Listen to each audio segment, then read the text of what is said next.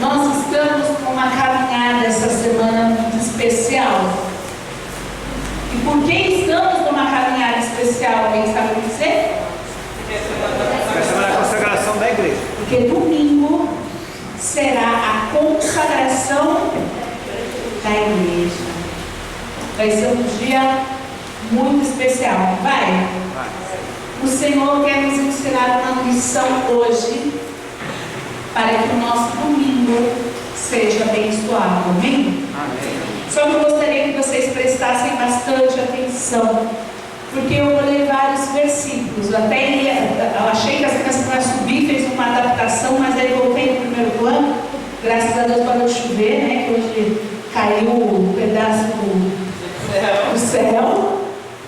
Mas enfim, já que está somente aqui, né, os maiores, eu gostaria que vocês prestassem bastante atenção, porque o Senhor, Ele quer falar.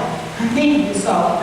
Mesmo que você já conheça essa história, vai existir aqueles que já conhecem, já ouviram, preste bastante atenção, porque o Senhor quer falar com você.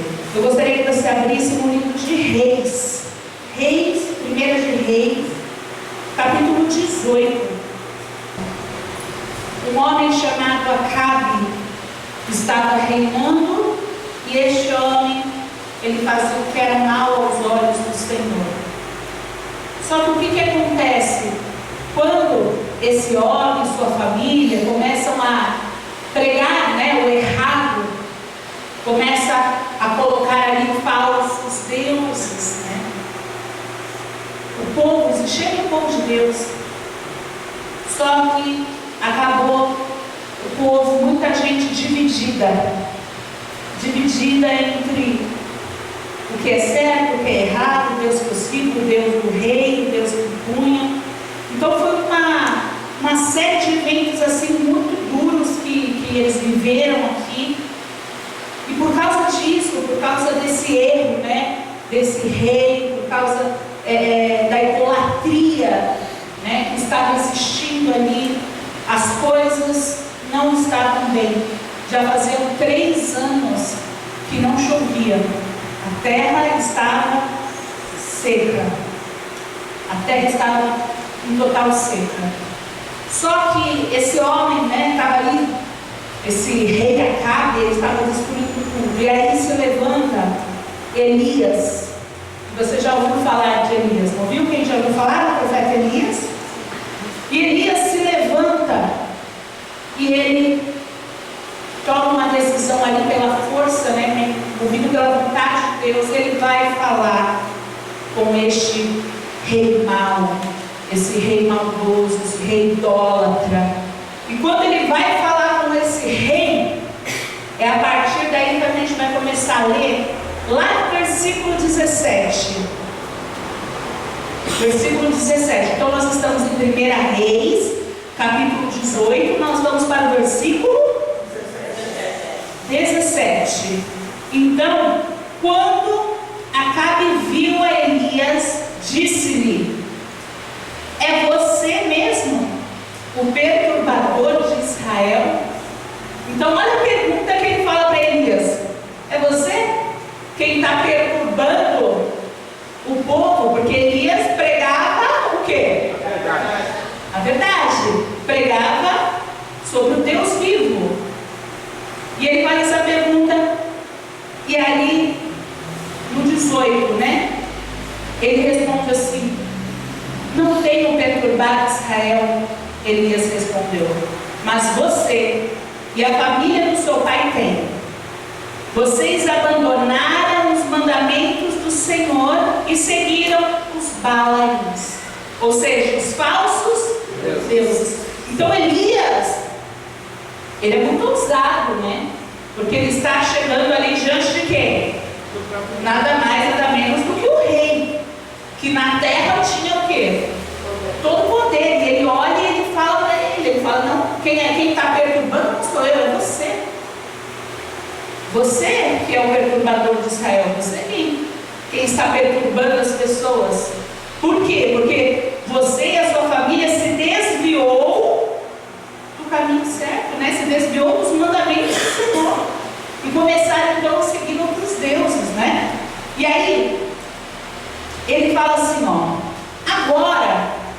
bastante atenção. Agora, convoque todo o povo de Israel para encontrar-se comigo no Monte Carmelo, e traga os 450 profetas de Baal e os 400 profetas de Azerá, que comem na mesa de Jezabel. O que ele fez aqui? Ele fez um desafio. Quem aqui gosta de desafios? Ele fez um desafio. Então o que aconteceu aqui foi um desafio. Eu quero chamar o Tiago aqui. Vem cá, Tiago. Fica aqui. Desse lado. Eu vou chamar aqui. Deixa eu ver aqui. Lela, vem cá.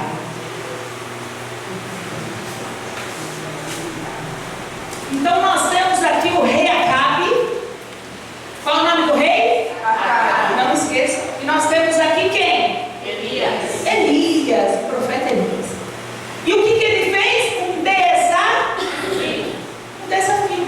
Ele virou e falou para ele: você vai reunir o quê? Os 450 profetas de Baal e todos aqueles que comem na mesa de Jezabel. E vem no monte o quê? Carmelo. Era o nome do monte ali, né? Onde eram feitos o quê? Eram feitas ofertas, né? E aí, ele faz esse desafio. E Acabe aceita esse desafio, né? Acabe convocou então todo Israel e reuniu os profetas no Monte Carmelo. Então, Acabe foi e fez o que ele pediu. Elias, enquanto isso, olha só, preste atenção. Elias dirigiu-se ao povo e disse: até quando vocês vão oscilar de um lado para o outro? Se o Senhor é Deus, siga-no. Mas se Baal é Deus, siga-no. E o povo nada respondeu. Então, enquanto ele foi ali reunir os profetas do quê? De Baal. Então vem cá, você reúne aqui. Ele está lá reunindo os profetas de Baal. Elias, ele vai fazer o quê? Falar com o quê? O povo. O povo. E quando ele chega no povo, ele fala, eu gosto dessa versão, Elias fala assim, ó: até quando cocheareis entre dois pensamentos? Em outras palavras, né? Até quando, nessa versão mais fácil para os adolescentes entenderem, né? Até quando vocês vão ficar oscilando? Até quando vocês vão estar em cima do muro? Vai lá, pega esse povo aqui, ó. Até quando vocês vão ficar em cima do muro? Se vocês acham que Deus é Deus, então siga-os. Mas se vocês acham que Baal é Deus, então siga eles. Siga Baal. Você quer que... Vocês não podem ficar em cima do muro. Você tem que decidir, ou Deus ou Baal. E aí? O que aconteceu com o povo? Nada. O povo ficou ali, né, em silêncio, mas a repreensão foi feita aqui, né? Então, disse Elias: eu sou o único que restou dos profetas do Senhor, mas Baal tem 450 profetas. Aí ele falou assim, ó: tragam 2 novilhos, escolham eles um, cortem-no em pedaços e os ponham sobre a lenha, mas não acendam o fogo.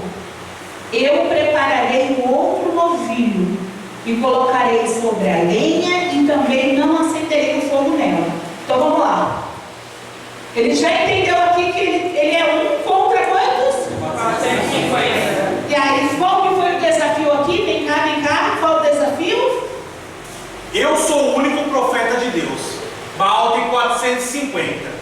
Então vamos fazer o seguinte: vamos fazer 2 sacrifícios aqui. Tragam 2 novilhos, coloquem em cima da lenha, mas não acendam o fogo ainda. Certo? E aí ele continua dizendo: então vocês invocarão o nome do seu Deus, e eu invocarei o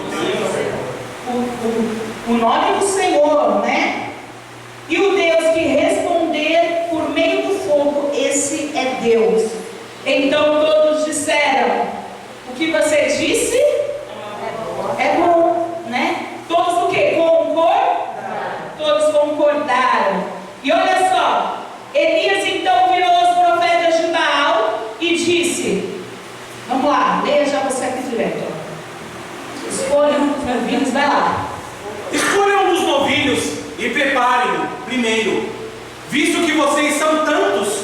Clamem pelo nome do seu Deus, mas não acendam fogo. E aí então, o que eles fizeram? Foram lá, então pegaram o novilho, né, que foi lhes dado, prepararam e clamaram pelo nome de Baal. E aí vamos lá, reúne aí. Visualiza 450 profetas de Baal, fora mais ou menos 400 ainda dos profetas lá de Jezabel. Você sei que está na cabeça de Jezabel. Então, visualiza, está visualizando, gente? Sim. E aí, o que aconteceu aqui? Aqui, ó. Convocaram desde amanhã até o meio-dia. Peraí, deixa eu pegar um parente. 26. Então pegaram o filho que lhes foi dado e o prepararam, e clamaram o nome de Baal, desde manhã até meio-dia. E eles falavam: ó Baal, responda!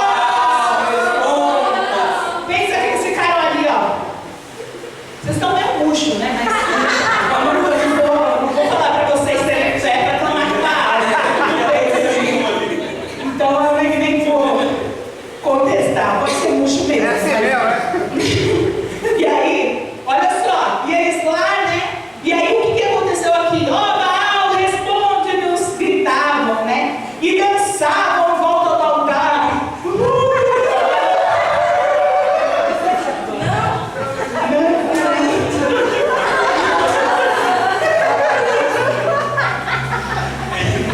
É porque vem isso.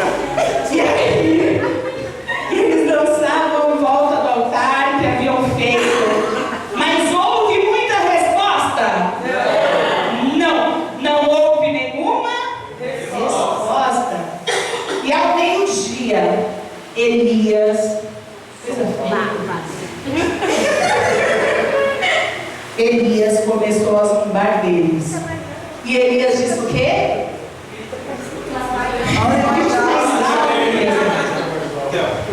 Então, ó, eles estavam lá, Eu acho que é melhor eles gritarem mais alto. Talvez seu Deus esteja viajando ou descansando. É melhor você gritar mais alto aí, viu? Porque... já pensou? Ele falando ali, ó, talvez seu Deus esteja viajando. Ou seja, seu Deus não é onipresente, não é onisciente. Seu Deus não é nada. Será que seu Deus... Aí ele continua, ele vai falar aqui que eles estão dormindo, ó lá. Vamos no 27 aqui, vai. Gritem mais alto. Já que é um Deus, será que ele está meditando? Ou será que ele está ocupado ou viajando? Talvez esteja dormindo e vocês precisam o quê? Acordá-lo, despertá-lo. Olha o que ele falava para os profetas. Ele tinha certeza de que o Deus dele é verdadeiro? Ele tinha total certeza. Ele tinha certeza absoluta. Ele não tinha uma sombra de dúvida. Ele não ia fazer o rei e os profetas ali, né, estarem naquela situação se ele não fosse verdadeiramente ali um homem de Deus, né? Então passaram a gritar ainda mais alto, eles começaram a entrar em pânico, e aí eles começaram a se ferir com espadas, com lanças, de acordo com como era o costume daquela época, né, deles, até que eles sangrassem. Então olha só como eles adoravam o Deus deles. Olha o que era esse Deus, né? Era o diabo realmente ali. E eles ali, ó, se cortando e derramando o quê? Sangue. Para ver se aquele Deus deles o quê? Se movia, né? Vazia ali, desceu o fogo conforme ele foi desafiado. No no 29 diz assim: passou o meio-dia e eles continuaram profetizando em transe até a hora do sacrifício da tarde, mas não houve nenhuma resposta, ninguém respondeu, ninguém deu atenção. Olha só, eles ficaram ali, falando, adorando, se cortando, se curvando, clamando, e não houve nenhuma resposta. Então Elias disse a todo o povo, vai lá, Elias, fala para o povo assim: aproximem-se de mim. Aproximem-se de mim. Não precisa se aproximar, Não vem, calma. é só para vocês compreenderem a visão. E ele disse: aproximem-se de mim. E o povo se aproximou. E você sabe o que o Elias fez nesse momento? Restaurou o altar. Restaurou o altar, reparou o altar, consertou o altar. Cada Bíblia usa ali, diz o quê? Restaurou o altar que estava quebrado. Olha só, Elias reparou o altar do Senhor que estava em ruínas. O altar do Senhor estava em ruínas. Então pensa que ali já não se faziam os sacrifícios há muito tempo. E depois ele apanhou 12 pedras, uma para cada tribo dos descendentes de Jacó, a quem a palavra do Senhor tinha sido dirigida, dizendo-lhe: seu nome será Israel. Então o que ele fez? Ele pegou 12 pedras e ele restaurou o altar, arrumou o altar ali, com essas 12 pedras que simbolizavam o quê? As 12 tribos. E as 12 tribos eram o quê? O povo de Deus. As 12 tribos eram ali a totalidade. E aí ele colocou aquelas 12 pedras naquele altar. E quando a gente pensa nessas 12 pedras, o que a gente pode imaginar é que a união daquele povo estava sendo restabelecida ali também. Junto com aquele altar que estava quebrado, a união daquelas pessoas, daquele povo estava quebrada, porque o povo estava coxando em dois pensamentos. Então pensa que Deus, como que Deus ia derramar a bênção sobre a terra se o povo estava abandonando ele e estava uma bagunça?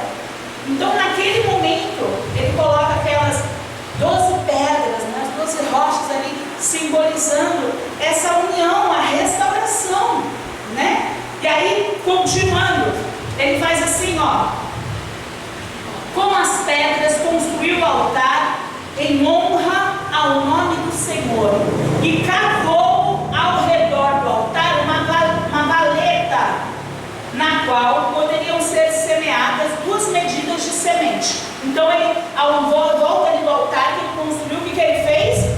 Uma valeta, ele fez um buraco, cavou ali um buraco ao redor, né, desse altar, e diz assim, arrumou a lenha, cortou o novilho em pedaços, a mesma coisa que eles, o quê?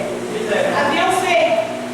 Arrumou a lenha, cortou o novilho em pedaços, que ia ser sacrificado ali, né, e pôs sobre a lenha. Então lhes disse, e aí agora você fala assim, encham de água 4 jarras grandes e derramem-na sobre o holocausto e sobre a lenha. Encham 4 jarros grandes de água e derramem sobre o holocausto e a lenha. Entendam só o que ele está pedindo aqui. Eles fizeram isso, pegaram 4 cântaros, algumas Bíblias dizem cântaros. O que é um cântaro? Pega ali, pega lá. Pega lá, é um grande jarro, tem um pequeno cântaro aqui. É um cântaro pequeno, mas para vocês entenderem. Ele mandou pegar quantos? 4. E aí depois ele falou assim, façam isto novamente, ou seja, pegaram mais 4. E depois ele disse, façam novamente. Vieram mais o quê? 4. E fizeram, pela terceira vez, conforme ele havia ordenado.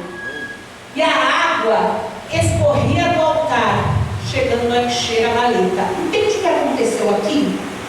Bom, eu gostaria que você prestasse bastante atenção agora, porque esse momento é um momento crucial para o milagre acontecer. Quando ele vai e ele molha, quando ele vai ali e ele molha, primeiro ele já está mostrando para eles que não tem gambiarra. É ou não é? Está mostrando que não tem gambiarra ali, né? Por quê? Porque ele pegou e molhou. Como que ele ia pegar fogo? Se ele estava completamente molhado. Como que ele ia pegar fogo? Então já era algo que teoricamente já dificultava o quê? O processo. Ele encheu tanto de água que a valeta que ele havia feito acabou ficando o quê? Cheia d'água, né? Com aqueles cântaros de água que ali foram derramados. E isso foi muito importante, pessoal. Isso foi muito importante, mas eu vou deixar para o fim. Coloca o cântaro ali. Já derramou, né? E aí, agora, o povo ali tudo olhando, nada aconteceu com eles, e eles esperando que nada aconteça o quê? Aqui. Porque quando você não tem a vitória, não é assim as pessoas? Quem já conhece alguém que não vence na vida, não quer que o outro também não vence?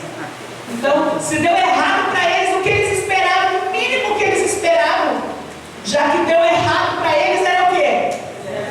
Se desse errado ali, a gente ficava o quê?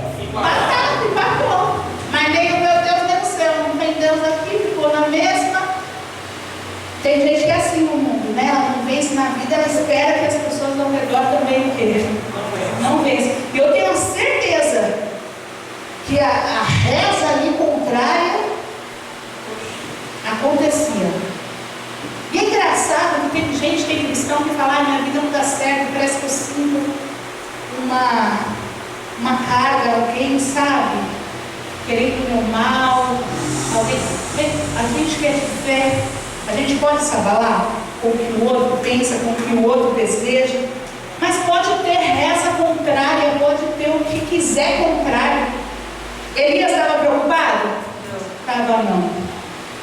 E aqui a palavra de Deus fala assim, ó, que a água escorria do altar, chegando a encher a valeta. A hora do sacrifício, o profeta Elias colocou-se na frente do altar e orou. E olha como ele orou, gente. Ó Senhor, Deus de Abraão, de Isaac e de Israel, que hoje fique conhecido que tu és Deus de Israel e que sou eu teu servo, e que eu fiz todas estas coisas por tua ordem. Então faz uma oração mais ou menos dessa forma. Vai lá. Ó Deus de Isaac, de Jacó, de Israel, que aqui fique sabido que há Deus e que eu sou servo e que fiz tudo isso pela tua ordem. É uma oração simples, apesar de Deus ser Deus de Israel, de Abraão também, né? Mas é uma oração simples. Não é uma oração simples, gente. É uma oração simples. Você viu muitas voltinhas nessa oração? Foi uma oração simples. Só que essa oração simples, será que ela teve resultado? Vamos ler para entender. Ele continuou falando: responde-me, ó Senhor, responde-me, para que este povo saiba que tu és o Deus que fazes o coração deles. Não, e que fazes o coração deles voltar para ti. É engraçado que na hora que ele faz essa oração, eu sinto, sabe, que ele não queria só ali mostrar para os profetas, né, para Acabe, que Deus é Deus. Você sente que ele queria mostrar para o povo que Deus é Deus. Ele queria o quê? Despertar no povo. Gente, quando ele faz essa oração, que ele finaliza dessa forma, né, que ele faz ali essa oração, né, responde para que este povo saiba que tu é o Senhor, és Deus, e que fazes o coração deles forte. Então, ele queria aqui, ali naquele momento, despertar o coração de quem? Do povo, que tinha o nome de povo de Deus, mas que as suas ações estavam distantes de Deus. Ele queria despertar ali, era o povo que ele queria despertar. Então, lá no 38, o fogo do Senhor caiu e queimou completamente o holocausto, a lenha, as pedras e o chão, e também secou totalmente a água da valeta. Quando o povo viu isto, todos caíram prostrados e gritaram: Só o Senhor é Deus. Só o Senhor é Deus. E daqui para frente, né? Existe a perseguição dos profetas, né? De Baal, pode cercar. Daqui para frente, os milagres de Deus começam a o quê? Acontecer. Vem chuva? Vem. Mas eu quero agora que você preste atenção em dois detalhes importantíssimos. Pode sentar, Luiz. Pode deixar. Segura aqui, Luiz. Segura aqui. Você precisa prestar atenção nesses dois detalhes. Porque domingo nós vamos estar aqui, né? E qual o objetivo do nosso domingo? Que o fogo de Deus desça, que a presença dele desça nesse lugar, esteja conosco. Mas a primeira coisa que você precisa entender é sobre o conserto. Ele não pegou aquele altar da forma como estava, de qualquer jeito, e fez o que tinha que fazer de qualquer maneira. Ele fez isso. Se ele tivesse feito isso, talvez Deus nem teria respondido. Porque Deus, ele não gosta das coisas de qualquer maneira, de qualquer jeito. Aquele altar estava quebrado. Ali estava em ruínas. E a primeira coisa que você precisa entender é que para que o fogo de Deus desça neste lugar, você precisa consertar o seu altar. O seu altar. Poxa, se você está aqui, é porque você crê que Deus é Deus. Ou não. Se você não crê, Deus te trouxe para te lembrar, para te chacoalhar, te mostrar que Ele é Deus. Mas quantas vezes existem pessoas que têm essa certeza no coração, Deus é Deus, mas não fazem nada para mudar o seu altar. Ela reconhece que Deus é Deus, e ela até reconhece que Deus, sendo Deus, não vai descer com a sua presença um altar quebrado. Só que ela não faz nada para mudar. Ela não toma nenhuma atitude para mudar isso. Então, vocês precisam entender isso.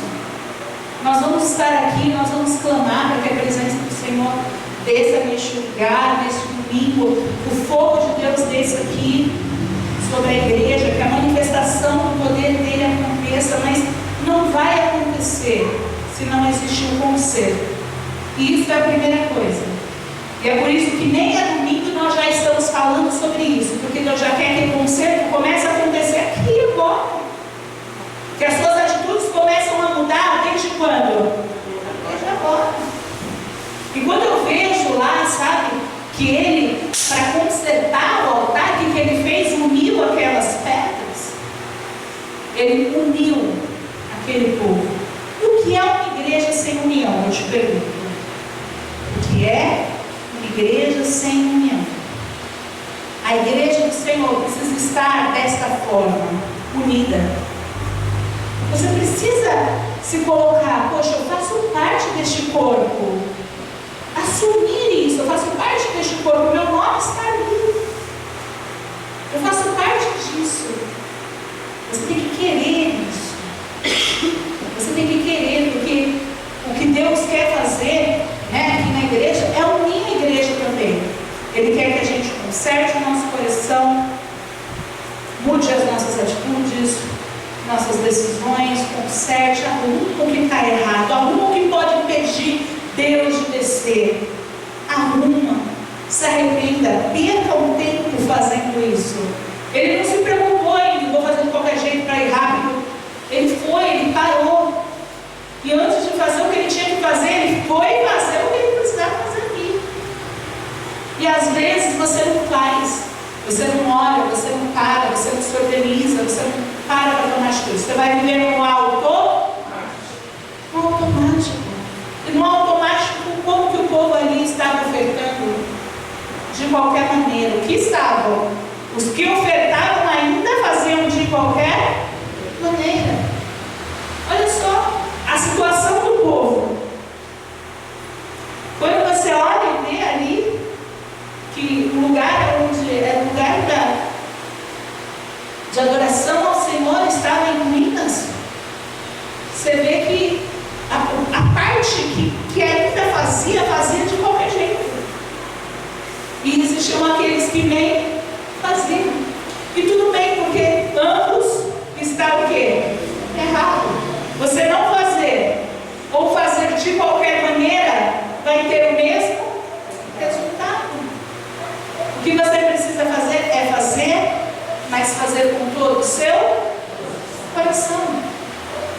E é muito interessante. Por que ele pede isso, sabe? O que essa água simbolizava? Vamos lembrar o que eu falei lá no início? Eles tinham água? Eles tinham água? Eles não estavam secos? Depois disso que o povo se consertou e aí a bênção vai vir, lembra? Eu vejo uma pequena nuvem. Depois a água vem, mas até então não tinha. E ali ele pede ali, né?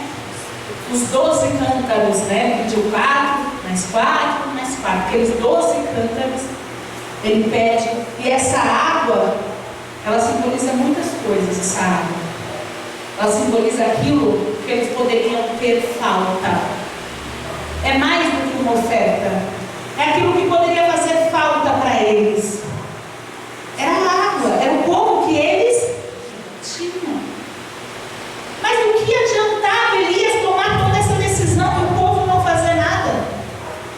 Ia adiantar alguma coisa? O povo não ia ter participação nisso, porque foi Elias que intercedeu, foi Elias que desafiou, foi Elias que reuniu, e o povo não ia fazer nada, o povo não ia participar daquele momento. O povo, como que o povo ia ser tocado? Como que a bênção de Deus ia descer ali, né? Perdoando aquele povo, mostrando para aquele povo: ó, eu sou Deus, eu estou aqui para fazer uma aliança com vocês. Como que isso ia acontecer se eles não estivessem dispostos a dar para eles, para Deus, aquilo que estava faltando para eles?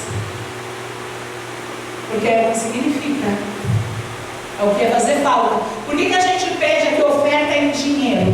Né? Porque, lógico, a gente paga as contas da igreja com dinheiro, mas é um dinheiro que te faz o quê? Falta. Ou não? Não é o dinheiro que te faz falta? E o que eles derramaram lá é aquilo que poderia fazer falta.